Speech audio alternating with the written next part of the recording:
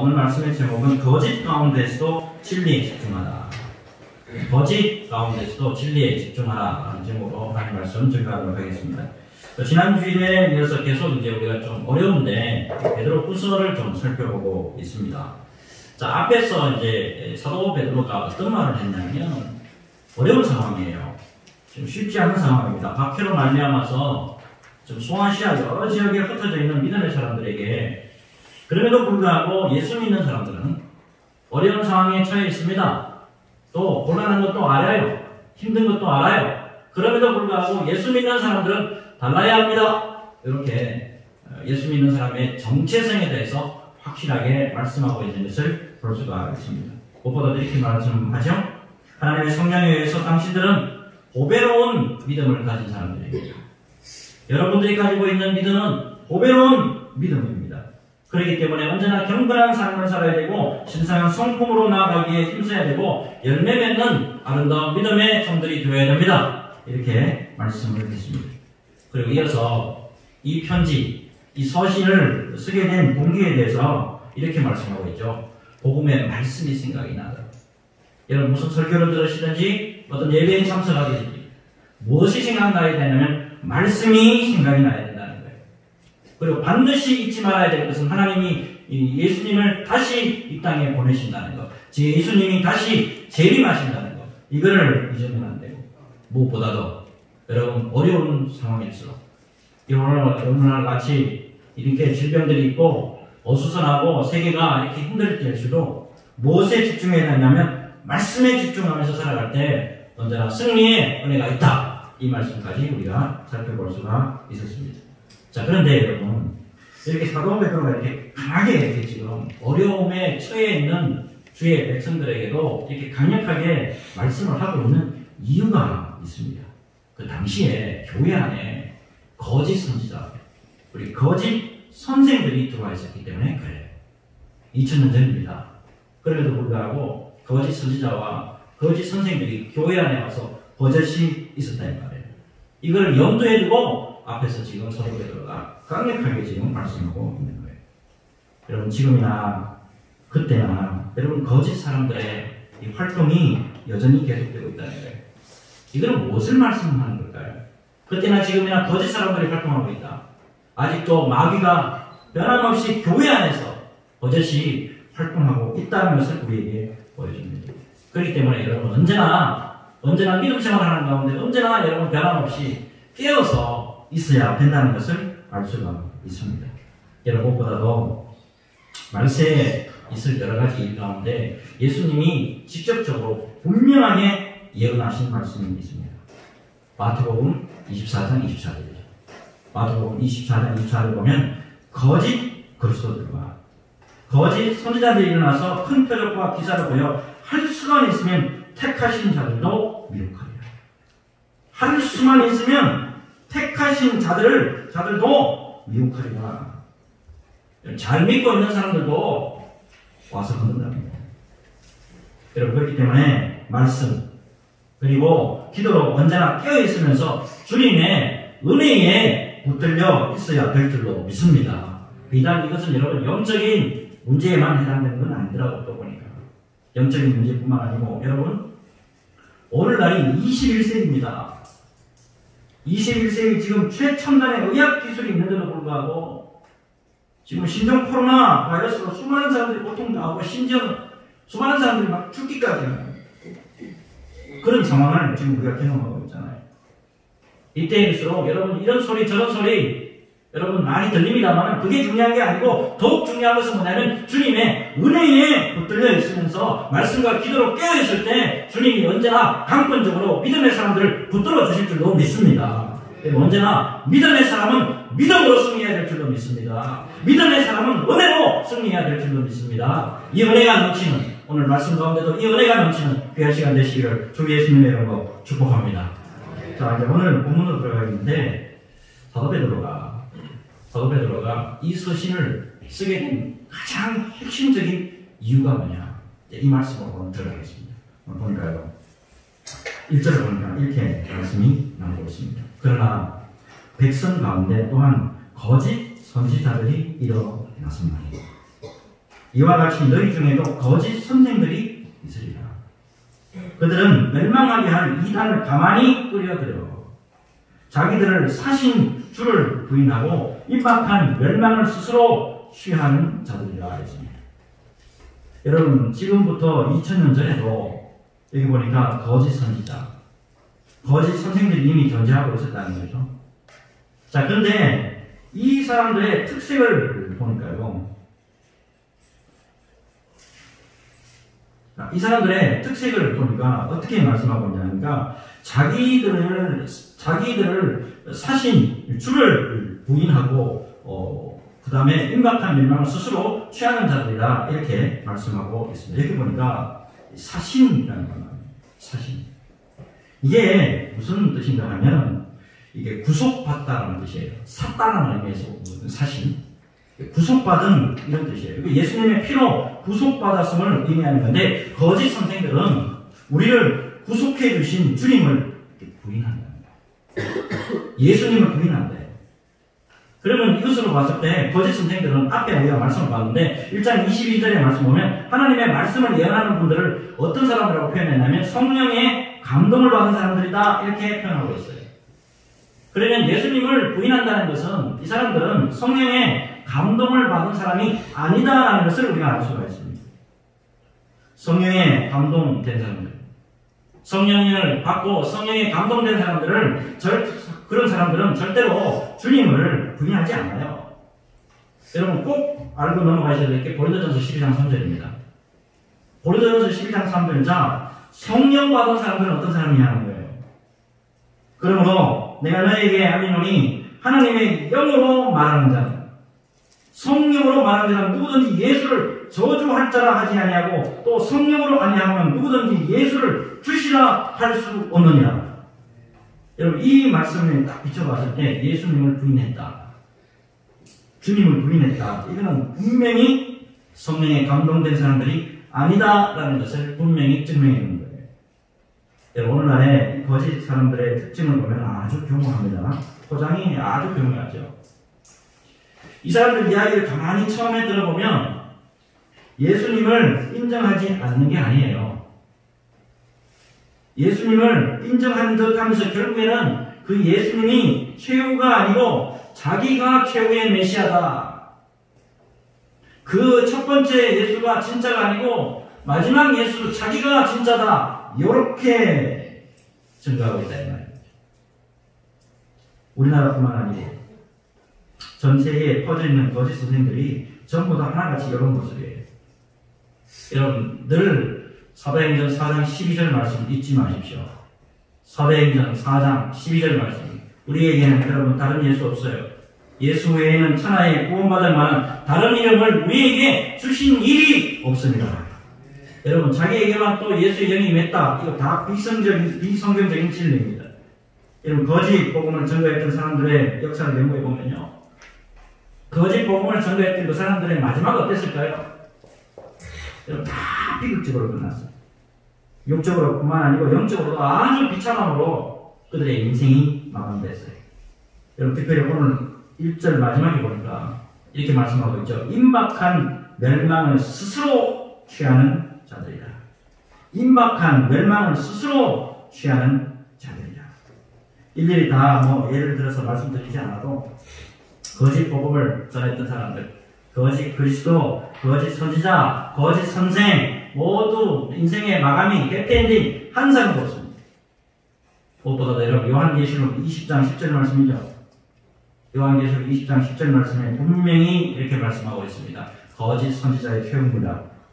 또 그들을 미혹하는 마귀가 불과 유황못에 던져지니 거기는 그 짐승과 거짓 선지자도 있어 세세토록 밤낮 괴로움을 받으리라. 하나님의 공의가 살아있다는 것. 여러분 하나님이 살아계시고요, 하나님의 공의가 살아있다는 것, 이거 잊으시면 안 됩니다. 여러분 이단에 깊이 빠져서 이 사람 한 번씩 사진으로 다 TV에서 영상으로 한 번씩 보셨을 거예요. 이단에 빠져가지고 한동안에 청춘 다 늘리고 나중에 늦게 이제 정신 차리고 돌아와서 저희 교단의 목사님이 되신 전 이단 교회 지도자예요. 신현욱 목사님. 이분이 돌아와가지고 같은 이단에서 돌아오기는 했는데 적응이 안 돼가지고 힘들어하는 분들에게 이렇게 자기가 설교했다잖아요. 이스라엘 백성들이 출애굽에서 40년 동안 먹은 것이 바로 만나다. 이스라엘 백성들이 출애굽에서 날마다 변함없이 먹은 하나님의 양식이 바로 만나다. 만나 먹고 살았지. 새로운 재림주, 새로운 언약. 이것으로 살지 않았다 이 말이에요. 늘 먹던 것이었다. 늘 먹던 말씀이었지만 그 말씀이 바로 우리에게 영생이요 생명이었다. 이거 잊지 말고 영생의 말씀 가운데 끝까지 가며 마지막까지 잘 달리자. 이렇게 귀하게 교훈했다. 여러분 변함없이 우리에게 주시는 하나님의 말씀에 집중할 때, 변함없이 언제나 주시는 하나님의 말씀에 집중할 때 어떤 영적인 풍조에도 우리가 흔들리지 않을 줄로 믿습니다. 언제나 여러분 견고한 말씀의 기초 위에서 서 있을 때 우리의 믿음은 절대로 흔들리지 않고 언제나 은혜로 풍성해질 줄로 믿습니다. 이 믿음 가지시고 언제나 승리하시기를 주 예수님의 이름으로 축복합니다. 자, 이어서 여러분 말씀 보시는데 당시에 거짓 복음의 특징이에요. 당시의 거짓 복음의 특징인데 2절과 3절입니다. 한번 보세요. 여럿이 그들의 호색하는 것을 따르리니, 여러 사람이 호색하는 것을 따르리니 이로 말미암아 진리의 도가 비방을 받을 것이요 그들이 탐심으로서 지어낸 말을 가지고 너희로 이득을 삼으니 그들의 심판은 애적부터 지체하지 아니하며 그들의 멸망은 잠들지 아니하느니라. 2절의 호색, 이 성적인 방종론입니다. 거기다가 3절 보니까요. 지어낸 말을 가지고 너희로 이득을 삼으니 그랬습니다. 지어낸 말을 가지고 너희로 이득을 삼으니. 이것은 어떤 뜻이냐면 지어낸 말을 가지고 너희를 팔아먹으니 이런 뜻입니다. 지어낸 말을 가지고 너희들을 팔아먹으니. 거짓 복음을 증거하는 내용들을 딱 들여다보면 성경을 자기 마음대로 자의적으로 해석하죠. 그리고 막 지어냅니다.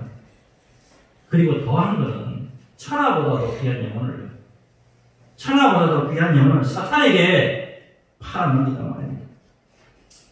그런데 이들에 대해 이 사도 베드로는 이렇게 말씀하고 있죠. 분명히 하나님이 가만히 안 계신다. 분명히 이들을 하나님이 심판하신다. 그들의 심판은 예적부터 지체하지 아니하며 그들의 멸망은 잠들지 아니하느니라. 거짓을 지어낸 사람들에게 하나님의 심판이 반드시 있을 거라고 말씀하고 있습니다. 이런 무엇보다도 수많은 사람들을 지옥으로 보내는, 수많은 사람들을 이렇게 지옥으로 보내는 거짓 선지자, 이 거짓 그리스도, 거짓 선생들을 우리 사랑의 주님이 절대 그냥 내버려 두지 않는다. 이것을 여러분 잊으시면 안 됩니다. 여러분, 우리 믿음의 사람들요, 우리 주님은 당신의 살을 찢고 피를 흘리면서 우리를 모든 죄악에서 속량해 주셨다는 것, 여러분 이거 절대로 잊으시면 안 돼요. 우리가 예수 믿는 가운데서 절대로 여러분 잊지 말아야 할 단어 중에 하나가 이 속량이라는 단어예요. 속량. 이 속량이라는 단어는 무슨 뜻이죠? 대가를 지불하는 뜻이에요. 우리의 죄악을 위해서 주님께서 당신의 몸을 대가로 지불하시고 당신의 몸을 전체를 대가로 지불하고 우리를 사주셨단 말이에요. 그리고 난 다음에 우리를 죄 없다 칭해주시고 영원한 생명으로 인도해 주셨다는 거예요. 오래전입니다. 대수술을 크게 받았어요. 탈장 수술도 이 옆구리 쪽으로 그냥 개복을 했어요.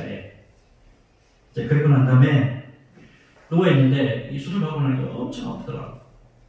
여러분 수술 받으신 분들 잘 아시겠지만 제일 먼저 쓰는 것이 항생제, 진통제잖아요. 항생제하고 진통제를 맞았는데 이거 숨도 제대로 못 쉬겠더라고요. 너무 아파요. 근데 우리 주님은 어때요? 우리 주님은 항생제요? 진통제요? 그거 상관없잖아요.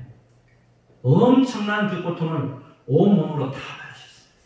누구 때문에? 우리의 죄악 때문에. 우리의 죄값을 다 치르기 위해서였어요. 그런 사랑의 주님이 당신의 백성들을 지옥으로 몰아넣는 악한 자들을 그냥 놔두시겠느냐 하는 겁니다. 절대 여러분 그렇지 않습니다. 우리 주님의 오래 참으심을 여러분 기억하시고 우리 주님을 향한 믿음에서 언제나 견고하게 서 있는 저와 여러분들이 되어야 될 줄로 믿습니다. 이 믿음에 견고하게 서 있으면서 언제나 주님의 능력으로 늘 승리하시기를 주 예수님의 이름으로 축복합니다. 여러분 계속해서 이제 본문 딱 보시면 범죄자들 절대로 하나님이 가만두지 않겠다. 이 약속의 말씀이 계속 나옵니다. 범죄자들요 하나님의 심판 안 보인다고요? 저런 사람들 왜 그냥 놔둔다는군요? 절대 아닙니다. 오늘 말씀 한번 볼까요? 4절부터 보시면 하나님이 범죄한 천사들을 용서하지 아니하시고 하나님이 범죄한 천사들을 용서하지 아니하시고 지옥에 던져 어두운 구덩이에 두어 심판대까지 지키게 하셨으며 범죄한 천사들요 하나님이 가만 놔두지 않습니다.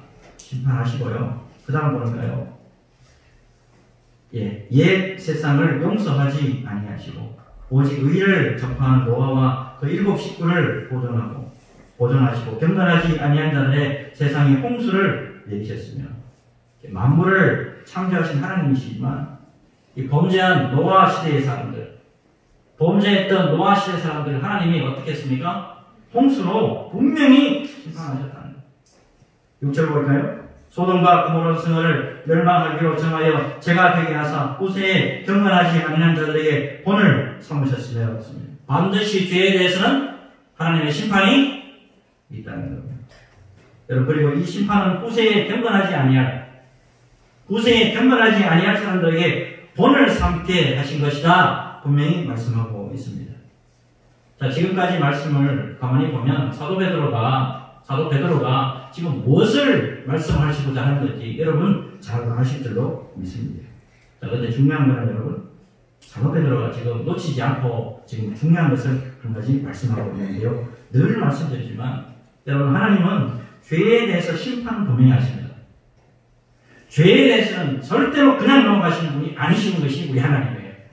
죄에 대해서는 분명히 심판하시지만 그럼에도 불구하고 언제나 하나님은 소망을 놔두고 계신다는 것, 소망을 남겨두고 계신다는 것, 여러분 이걸 잊으시면 안 돼요. 그게 7절하고 8절에 암시되어 있습니다. 7절하고 8절 보면 무법한 자들의 음란한 행실로 말미암아 고통당하는 의로운 롯을 건지셨습니다. 이는 이 의인이 그들 중에 그하여 날마다 저 불법한 행실을 보고 들으므로 그 의로운 심령이 상함이라 했습니다. 여러분 분명히 악에 대해서는 하나님이 심판을 하시지만 의인들은 반드시 건져주신다는 소망의 메시지입니다. 여러분 결국에 세상 풍조가 나날이 변할 수가 있습니다.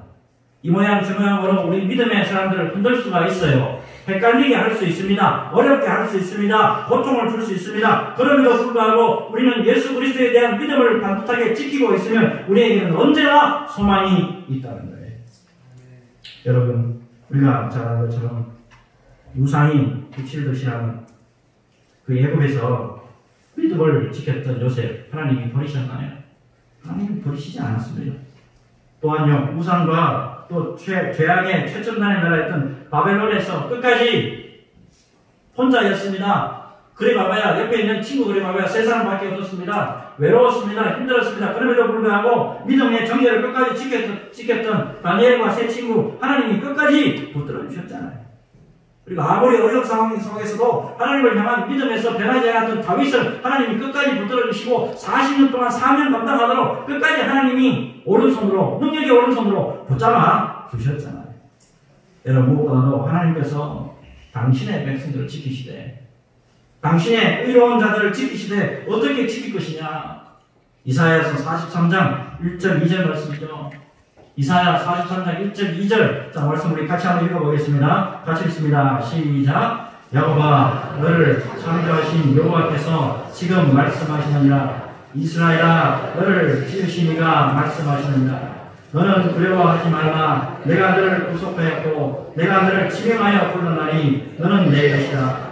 네가 물 가운데로 지날 때 내가 너와 함께 할 것이다. 강을 건널 때에 물이 너를 침몰하지 못할 것이며 내가 물 가운데로 지날 때에 타지도 아니할 것이며 불꽃이 너를 사르지도 못하리니. 아멘. 아멘. 여러분 무엇보다 하나님께서 한번 말씀하시면 변하지 않는 전지전능하신 우리 하나님이 하신 약속의 말씀입니다. 여러분, 언제나 믿음에 서 있어야 됩니다. 하나님 어떤 곳에서도 믿음에 견고하게 서 있을 때에 언제나 주님이 능력으로 우리를 함께 하시고 모든 의들을 붙잡아 주셨듯이 우리도 붙잡아 주실 줄로 믿습니다. 여러분, 이 믿음 가지시고 언제나 승리의 자리에서 하나님께 영광 돌리시는 저와 여러분 되시기를 예수님의 이름으로 축복합니다. 자, 이제 마지막에 9절과 10절을 우리 같이 한번 보고 있는데 앞에 이제 정리를 하는 건데요. 자, 9절, 10절 한번 같이 읽겠습니다. 시작. 주께서 경건한 자는 시험에서 던지실 줄 아시고 불의한 자는 형벌 아래에 두어 심판날까지 지키시며 특별히 육체를 따라 더러운 정욕 가운데서 행하며 주관하는 일을 열시하는 자들에게는 형벌할 줄 아십니다. 이들은 강건하고 자긍하며 떨지 않고 영광 있는 자들을 비방하거니와 아멘. 자, 계속해서 반복되는 메시지잖아요. 경건한 자는 주님께서 던지시고 불의한 자는 형벌 아래 두시고 최후의 심판날까지 지키신다. 이게 하나님의 공의라는 거예요. 자, 무엇보다 여러분 10절을 잘 보세요. 10절 잘 보시면 특별히 육체를 따라 더러운 정욕 가운데서 행하며 했습니다. 오늘 성적인 범죄를 의미합니다. 또한 주관하는 일을 멸시하는 자, 교만한 자를 말해요. 이 사람들은 전부 어떤 사람들이냐면 예수 그리스도에게 복종하지 않는 사람들을 말합니다. 우리 예수님에게 복종하지 않는 자. 그리고 마지막으로 보니까 이들은 깡돌하고 자긍하며 떨지 않고 또 영광 있는 자들을 비방하거니와 했습니다. 또 당돌하고 자긍하고 영광 있는 자들, 천사들을 의미하는 건데 이 천사들까지 비방한다는 거예요. 자, 이 모두가 누구를 지금 의미하느냐면 거짓 선생들이 하는 행위를 말하고 있는 거예요. 특별히 오늘 말씀 보니까 예수님에게 복종하지 않는 자, 예수님에게 무릎 꿇지 않는 자, 그리고 거짓 선생들, 이들의 최후는 하나님의 심판으로 끝날 것이다 라는 말씀입니다. 자, 이제 여러분 중요한 것은 이거예요. 그렇다면 지금 사도 베드로가 지금 이 말씀을 쭉 하시면서 우리에게 주시는 메시지가 뭐가 있다는 거예요. 심판하고 끝나는 거예요. 이렇게 하면 이런 사람들을 심판할 것이다. 이것으로 끝나느냐? 그게 아니다는 거예요. 여러분, 이 타락한 세상을 심판하실 하나님의 공의를 믿고 이 세상에 타락하고 넘어지게 만들고 힘들게 만들고 유혹에 빠지게 하고는 이 모든 것들을 하나님께서 분명히 심판하신다는 그 공의를 믿고, 그러나 우리 믿는 사람들은 어떤 삶을 살아야 되느냐? 우리의 삶과 마음을 항상 경건하게 지켜야 한다는 거예요. 여러분, 우리의 믿음의 모습들을 잘 보시기 바랍니다. 경건하지 못해서 우리 예수님을 다시 십자가에 못 박는 일을 우리가 때로는 하고 있지 않아요. 여러분, 이 불경건 때문에 많은 부분에 있어서 하나님의 이름의 영광이 가려지는 그런 것을 우리가 보고 있습니다. 여러분, 무엇보다도 디모데후서 3장 5절 말씀이죠. 디모데후서 3장 5절 말씀을 보면 경건의 모양은 있으나 경건의 능력은 없는 자가 되어서는 안 될 줄로 믿습니다. 마지막으로 책 한 권 소개하고 오늘 말씀을 드리도록 하는데요. 데이비드 플랫 목사님이시죠. 유명한 목사님입니다. 데이비드 플랫 목사님이 쓰신 유명한 책이죠. 레디칼이라는 책을 보면 누구에 대한 말씀이 조금 나오냐면 이 고아의 아버지 조지 뮬러에 대한 이야기를 쓰고 있어요. 근데 우리가 좀 생각하는 그런 조지 뮬러가 아닌 것을 좀 소개하고 있습니다. 조지 뮬러, 이 사람은 독일 사람입니다. 독일 사람인데 영국 브리스톨에 있는 교회를 맡아서 60년 동안에 목회자입니다. 그런데 우리는 좀 많이 알고 있기를 고아의 아버지로 더 많이 알고 있죠. 왜 그러냐면 평생 동안에 만 명이 넘는 고아를 돌보았기 때문에 그래요. 근데 중요한 건 이거예요. 특별한 게 아니었는데 이 조지 뮬러가 고아원을 시작한 동기예요. 왜 조지 뮬러가 이 고아원을 시작했겠냐는 거예요. 대체로 우리는 생각할 때 이렇게 생각할 수 있죠. 수많은 고아들이 수많은 사람들이 불쌍해서 그들을 도와주기 위해서 고아원 사역을 하지 않겠느냐. 사실 근데 그렇지가 않아요. 무엇보다도 여러분, 고아원의 운영을 위해서 뭐 좀 도와주십시오, 뭐 좀 보태주십시오, 절대로 여기저기 부탁하러 다니지 않았다는 거예요.